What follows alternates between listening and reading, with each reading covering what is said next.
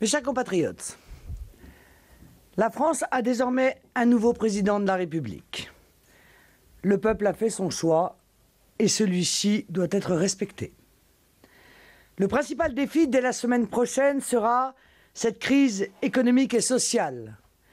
Cette crise que les gouvernements, de gauche comme de droite, ont contribué à créer avec leur folle politique ultralibérale et d'ouverture totale des frontières.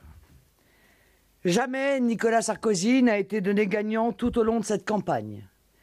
Et les dirigeants de l'UMP ont, entre les deux tours, par leur insulte permanente à l'égard des électeurs patriotes, leur appel à voter socialiste aux législatives, fini de retirer au président sortant la moindre chance de réélection.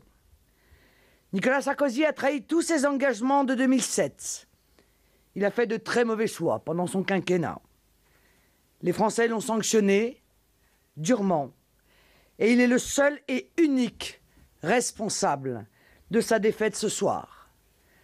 Par le rejet personnel qu'il a suscité au sein du peuple français, il est aussi le seul et unique responsable de la victoire de François Hollande. Je sais malheureusement que le nouveau président, pas plus que son prédécesseur, n'est prêt à un véritable changement de direction dans la politique menée. Il l'a dit. Les grands choix aujourd'hui essentiels pour remettre la France sur le chemin de la grandeur et de la prospérité ne seront pas pris. Refuser le diktat de Bruxelles et de l'Allemagne, retrouver notre souveraineté, remettre des frontières pour nous protéger des assauts de la concurrence déloyale, arrêter l'immigration et le communautarisme pour protéger la laïcité et notre civilisation, défendre les valeurs traditionnelles de la France. Pas plus que Nicolas Sarkozy. François Hollande est décidé à lancer ces grands chantiers. Comme Nicolas Sarkozy, il décevra donc vite, d'abord son camp, puis la France. Dans les prochains mois, nous devrons donc être politiquement très actifs, plus que jamais. Peut-être car la responsabilité de la conduite des affaires publiques n'appartient pas qu'au président élu. Vous le savez, les prises de position de l'opposition, les thèmes lancés dans le débat public, les initiatives de personnalités influentes pèsent beaucoup dans la vie de la nation. Mais pour cela, il faut une véritable opposition. Pas une opposition qui n'est que le reflet ou la copie d'un pouvoir en place. Il faut une opposition qui tranche idéologiquement et surtout qui soit digne de confiance, ferme, honnête et sûre d'elle-même. À tous ceux qui ont porté leur suffrage sur ma candidature et que je remercie une nouvelle fois, mais aussi à tous ceux qui veulent aujourd'hui construire une opposition nouvelle dans ce pays. Je dis qu'il faut désormais se tourner vers les élections législatives. Celles-ci vont arriver très vite et la mobilisation doit être totale. Il faudra faire entrer au Parlement des députés déterminés à faire entendre la voix des patriotes, des défenseurs de la nation et de la liberté.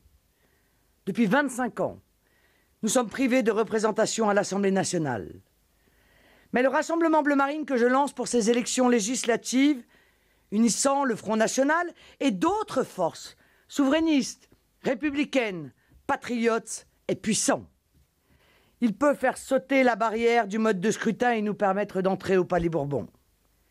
Il faut seulement que les Français en masse viennent apporter leur suffrage aux candidates et candidats bleu marine lors de cette élection.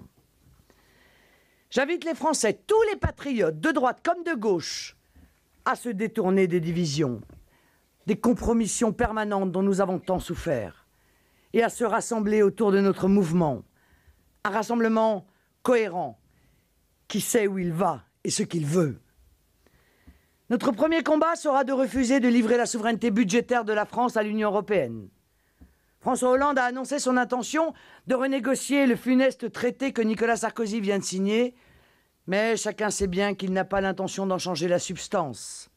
C'est un petit lifting, une petite opération purement cosmétique dictée par la Banque centrale européenne, visant à introduire le mot croissance au milieu de dispositions toutes contraires à notre liberté de nation. Autre réaction ce soir, Nathalie Kosciusko-Morizet qui déclare